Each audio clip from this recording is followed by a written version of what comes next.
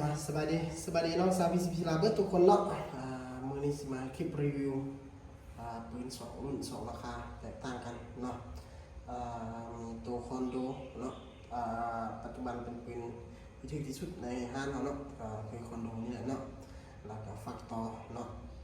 ราคา10 ล้านทวนเนาะตัวนี้เป็นรหัสแมน14นะตัวคอนโดแล้วเป็นรหัส13เนาะฝากน้องกดติดตามช่อง YouTube ด้วยนะเพื่อจะได้เห็นคลิปวิดีโอของเราเนาะเดี๋ยวเราจะมาเบิ่งกันเลยเนาะว่าองค์ประกอบของมันมีอย่างไรเนาะฟักต่อเนาะตัวนี้เป็นฟักต่อนะเป็นปี 2025แล้วตัวนี้นะฟักต่อเป็นสีทองเนาะสีทองตัวนี้เนาะถังเป็นถังคาร์บอนเนาะวาล์วเป็นวาล์วซิกเก็ตแล้ววาล์วกระเก็ตนั่นแหละเนาะคลิปมือเนาะเป็นคลิปมือเป็นไม้ได้ตัวนี้เด้องามเนาะเป็นคลิปมือไม้เนาะตัวนี้เป็นกล้อง Discovery นะกล้อง Discovery 4-16x42แล้วตัวนี้นะตัวนี้เนาะ มีไฟหน้าเลนให้พร้อมนะราง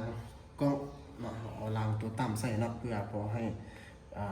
ลูกค้าที่เป็นมือใหม่ใส่งานง่ายตัวนี้เนาะตัวนี้เป็นโม่ล็อกโม่เด้อตัวนี้เด้อตัวนี้เป็นล็อกโม่มีล็อกไกอีกอย่างให้พร้อมเนาะงางข้างให้พร้อมมีเนาะถือว่าแน่นหนาตัวนี้เนาะระบบสั่นคลอนถือว่าบ่มีเลยแล้วก็มีปรับสปริงหน้าเบาให้พร้อมเนาะลำเป็นลำ XM8 แล้วตัวนี้ได้8 เกียวเนาะรับประกันให้1 ปีเต็มด้วยเฉพาะลำ XM8 นี้นะแต่น้องคนใดสนใจทักมาเลยเนาะรหัสแมน14ราคาแมน10 ล้านเด้อส่วนเก็บเสียงตัวเข้ามาใหม่ของเขาเด้อตัวเข้ามาใหม่อะแดปเตอร์เรียบเนาะตัวนี้เนาะมีเกียวหัดในความตัวนี้เงียบเด้อเงียบเท่ากับเกมเต็กเลยเนาะตัวนี้เนาะห้องสั้นๆเนาะแต่ว่ารับประกันความเงียบไปเลยตัวนี้เนาะ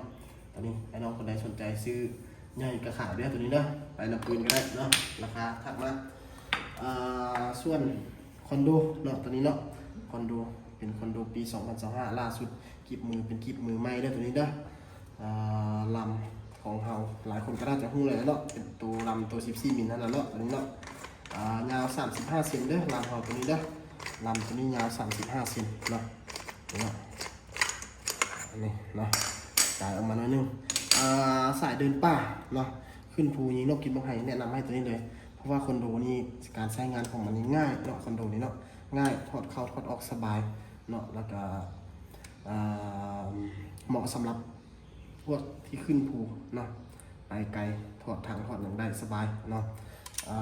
ตัวนี้เป็นถังอลู 3.5 เด้อถังอลู 3.5 เนาะเบิ้งงามแล้วเนาะถังอลูตัวนี้เนาะเข้ามาใหม่แล้วก็วาล์วก็เป็นวาล์วซิกเก็ตวาล์วกระเก็ตอะไรเนาะกล้องเป็นกล้อง Discovery 4-16x42 คือเก้าเนาะคอนโดเนาะตัวนี้ลูกเลื่อนแม่นเฮาเป็นยางเบิดเด้อของเฮาเด้อเฉพาะห้าเฮาแม่นเป็นยางเบิดเพราะว่า1เฮาเน้นเงียบเนาะยางจะเงียบอันที่2มาก็คือ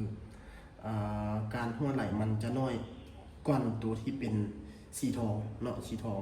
ตัวที่เป็นอะลูอะไรเนาะตัวที่กระเจ้าเป็นอะลูอะไรเนาะไอ้น้องคนใดสนใจให้ทักมาเด้อในราคานี้เนาะราคาแต่ละอันนี้เนาะแม่น ตัวนี้นี่ราคานี่แม่นได้สูบได้อย่างพร้อมมาเด้อตัวนี้เด้อได้สูบได้อย่างพร้อมไอ้น้องคนใดสนใจแม่นทักมาตามเบอร์โทรที่เราจะฝากไว้ทางหน้าจอครับเนาะแล้วกฎของห้างเราก็คือแม่นโอนฝากเด้อโอนฝากแม่นเราไม่มีเก็บปลายทางนะแม่นโอนฝากเนาะส่วนไอ้น้องคนใดหรือว่าอยากเก็บปลายทางในเทศเนาะมันก็ต้องมีเงื่อนไขให้น้องทักมาแล้วมีบางแผงที่เราสามารถเก็บปลายทางให้ไอ้น้องได้เนาะแล้วบางแผงก็บ่ได้ไอ้น้อง